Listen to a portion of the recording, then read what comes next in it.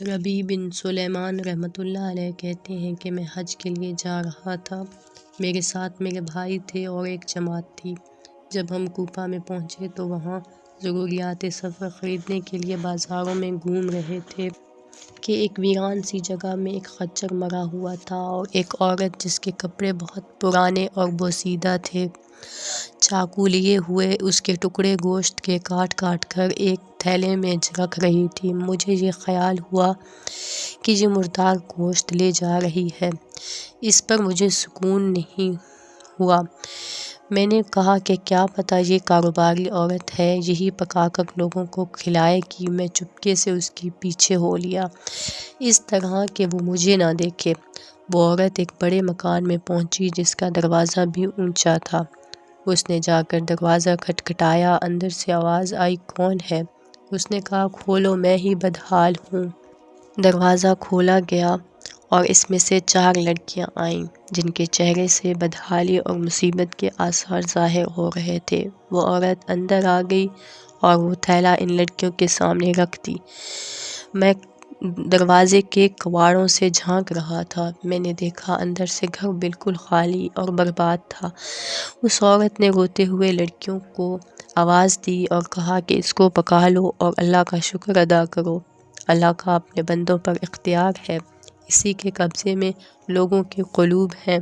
وہ لڑکیاں اس کو کاٹ کاٹ کر آگ پر بھوننے لگیں۔ مجھے بہت عجیب لگا۔ میں نے باہر سے آواز دی، اے اللہ کی بندی، اللہ کے واسطے اس کو نہ کھا۔ وہ کہنے لگی، تو کون ہے؟ میں نے کہا، میں ایک پردیسی آدمی ہوں۔ تو اس عورت نے کہا، اے پردیسی، تو ہم سے کیا چاہتا ہے؟ ہم خود ہی مقدر کے قیدی ہیں۔ 3 سال سے ہمارا کوئی معین ہے نہ مددگار ہے۔ تو ہم سے کیا چاہتا ہے؟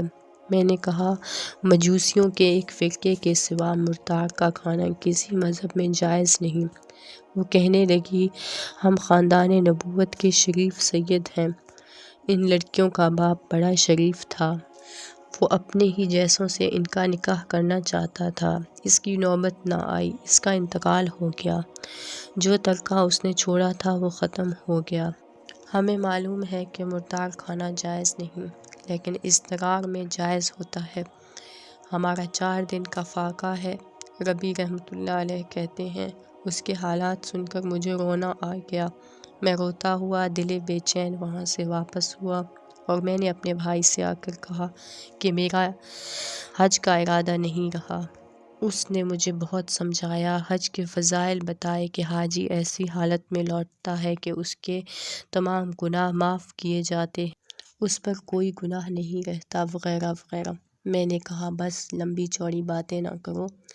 یہ کہہ کر میں نے اپنے کپڑے اور احرام کی چادریں اور جو سامان میرے ساتھ تھا وہ سب لیا اور نقد 600 درہم لیے اور ان میں سے 100 درہم کا آٹا خریدا، 100 درہم کا کپڑا خریدا اور باقی درہم جو بچے وہ آٹے میں چھپا کر اس بڑھیا کے گھر پہنچایا اور وہ یہ سب سامان اور آٹا وغیرہ اس کو دے دیا۔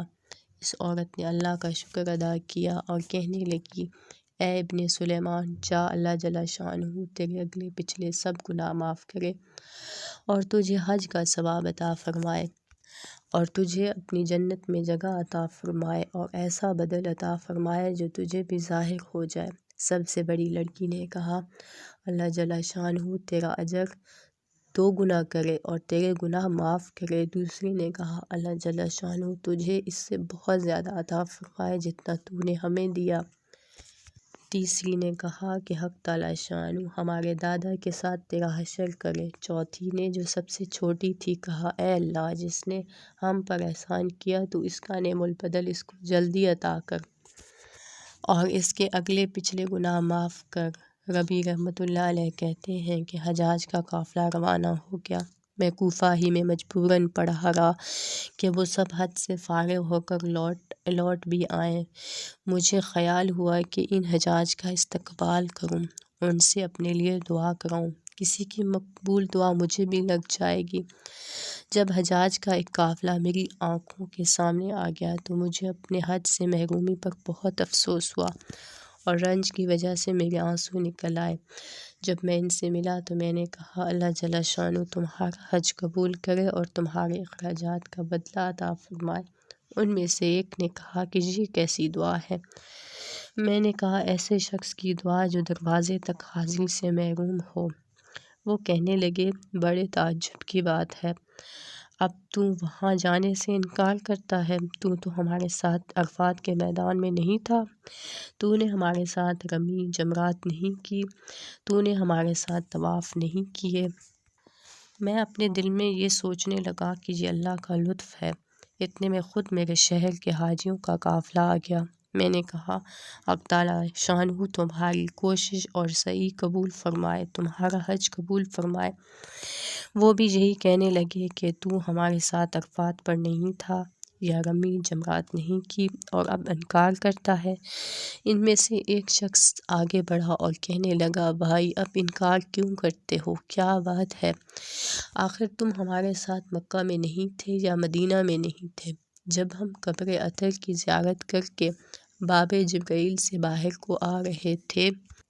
اس وقت اشدھام کی کثرت کی وجہ سے یعنی رش کی کثرت کی وجہ سے تم نے یہ تھیلی میرے پاس امانت رکھوائی تھی جس کی مہر پر لکھا ہوا ہے من عملنا ربیحا، جو ہم سے معاملہ کرتا ہے نفع کماتا ہے۔ یہ تمہاری تھیلی واپس ہے۔ ربیع رحمۃ اللہ علیہ کہتے ہیں کہ واللہ میں نے اس تھیلی کو کبھی اس سے پہلے نہیں دیکھا تھا۔ اس کو لے کر گھر واپس آیا، عشاء کی نماز پڑھی، اپنا وظیفہ پورا کیا، اسی سوچ میں جاگتا رہا کہ آخر یہ قصہ کیا ہے۔ اسی میں میری آنکھ لگ گئی تو میں نے حضور پاک صلی اللہ علیہ وآلہ وسلم کی خواب میں زیارت کی۔ میں نے حضور پاک صلی اللہ علیہ وآلہ وسلم کو سلام کیا اور ہاتھ چومے۔ حضور پاک صلی اللہ علیہ وآلہ وسلم نے تبسم فرماتے ہوئے سلام کا جواب دیا اور ارشاد فرمایا اے ربی آخر ہم کتنے گواہ اس پر قائم کریں کہ تو نے حج کیا؟